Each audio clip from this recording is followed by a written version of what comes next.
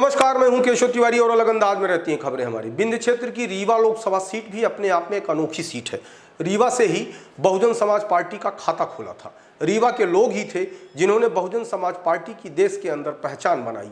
Bahujan Samaj party भले ही उत्तर प्रदेश में बहुत ज़्यादा मजबूत रही हो, उत्तर प्रदेश में बहुजन समाजवादी पार्टी की सरकार भी बनी, लेकिन देश का पहला सांसद रीवा लोकसभा से ही चुनकर लोकसभा की दहलीज पर पहुंचा।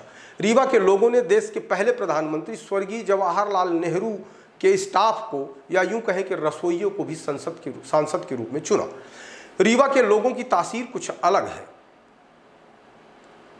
रीवा के लोग हमेशा लोकसभा से ऐसे लोगों को सांसद बनाने में कामयाब रहे जिनका ना तो कोई राजनीतिक बैकग्राउंड था और न ही आर्थिक। इसके बाद भी रीवा के लोगों ने ऐसे लोगों को लोकसभा में चुनाव जिताया जो आम जनता के बीच से आते हैं। वर्तमान सांसद जनार्दन मिश्रा भी कोई हाई प्रोफाइल के व्यक्ति नहीं है। 2 बार लोकसभा चुनाव जीत चुके हैं, उसके बाद भी बहुत लो प्रोफाइल के साथ अपनी जिंदगी जीते हैं। देश के अंदर रीवा ही एक ऐसी लोकसभा सीट थी जिसने गोवा आंदोलन में अपनी आंख खो चुके दृष्टिहीन सांसद भी चुना, जिनका नाम था यमुना प्रसाद शास्त्री। यमुना प्रसाद शास्त्री रीवा लोकसभा से 1 बार नहीं 2 बार निर्वाचित हुए। यह अलग बात है कि रीवा ने राजघराने की महारानी प्रवीण कुमारी को एवं विंध्य क्षेत्र में सफेद शेर के नाम से विख्यात श्रीनिवास तिवारी को चुनाव नहीं जिताया। श्रीनिवास तिवारी को भीम सिंह पटेल ने चुनाव हरा दिया था। वहीं 1999 में श्रीनिवास तिवारी के बेटे सुंदरलाल तिवारी को रीवा की जनता ने लोकसभा का चुनाव जिता दिया। लेकिन सुंदरलाल तिवारी के बेटे जब कांग्रेस की टिकट पर 2019 का चुनाव लड़े तो रीवा की जनता ने सिद्धार्थ तिवारी को चुनाव नहीं जीतने दिया। सिद्धार्थ तिवारी कांग्रेस की टिकट पर लोकसभा चुनाव लड़ चुके हैं लेकिन नहीं जीत पाए। जैसे ही वह भाजपा में आए और त्योंथर विधानसभा से चुनाव लड़े तो विधायक बन गए। पंडित जवाहरलाल नेहरू के रसोइये रहे शिवदत्त उपाध्याय भी रीवा लोकसभा के सांसद रहे हैं, लेकिन वह दौर दूसरा था। आज के दौर में तो जिनका नाम है और रसूख है वह भी चुनाव जीत पाएंगे, इसमें संशय है। अब किसी बड़े नेता का रसोइया रीवा लोकसभा से चुनाव नहीं जीत सकता। विंध्य क्षेत्र के अंदर रीवा एक ऐसी सीट है जहां से बहुजन समाज पार्टी के 3 बार सांसद चुने गए।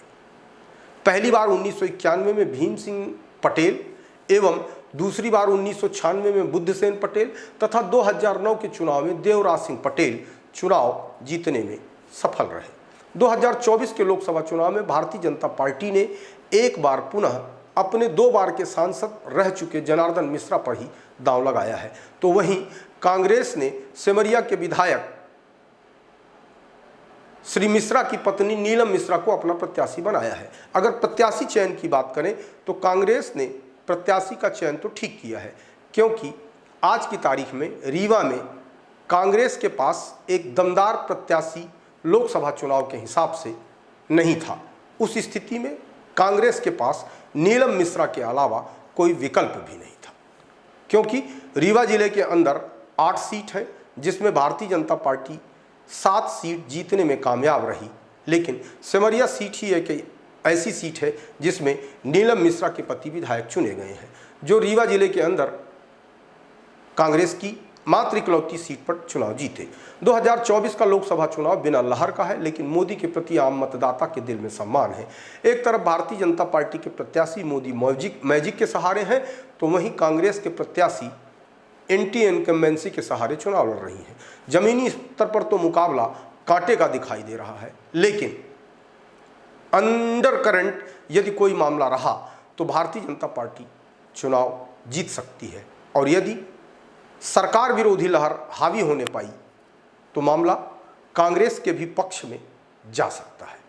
फिलहाल चुनाव पूरी तरह से आमने सामने का ही है। मुकाबला कांग्रेस और भाजपा के बीच ही होगा। तीसरा कोई दल ऐसा नहीं है जिसे मुकाबले में दर्शाया जा सके या दिखाया जा सके। रीवा लोकसभा क्षेत्र में 8 विधानसभा सीट आती हैं, जिसमें 27,82,375 मतदाता हैं, जिसमें 14,49,516 मतदाता पुरुष एवं 13,32,834 मतदाताएं महिलाएं हैं। रीवा में थर्ड जेंडर के रूप में भी 25 मतदाता अंकित हैं। रीवा लोकसभा क्षेत्र में अन्य मतदाताओं की उपस्थिति तो कुछ बहुत बड़ी बात नहीं बता रही है, लेकिन इतना जरूर कह सकते हैं कि रीवा में जिस तरीके से मतदान हुए उसमें वोटिंग का प्रतिशत काफ़ी कम रहा, या यूं कहें कि पूरे मध्य प्रदेश के अंदर सबसे कम वोटिंग का भी रिकॉर्ड रीवा जिले में ही बना है। कम वोटिंग के चलते परिणाम पर क्या असर पड़ेगा यह तो परिणाम आने के बाद ही पता चलेगा, लेकिन कम वोटिंग के चलते भारतीय जनता पार्टी के लोग भी थोड़ा खतरा महसूस कर रहे हैं। बावजूद इसके मध्य प्रदेश के उप मुख्यमंत्री राजेंद्र शुक्ला रीवा लोकसभा के चुनाव परिणाम को लेकर पूरी तरह से आश्वस्त हैं कि जीत भाजपा की ही होगी। आपको हमारी खबरें कैसी लगती हैं कमेंट बॉक्स में आके कमेंट कर सकते हैं, लाइक कर सकते हैं, शेयर कर सकते हैं, और यदि आपको हमारी खबरें अच्छी लगती हैं तो विशाल खबर चैनल को सब्सक्राइब कर हमें अपना आशीर्वाद जरूर प्रदान करें।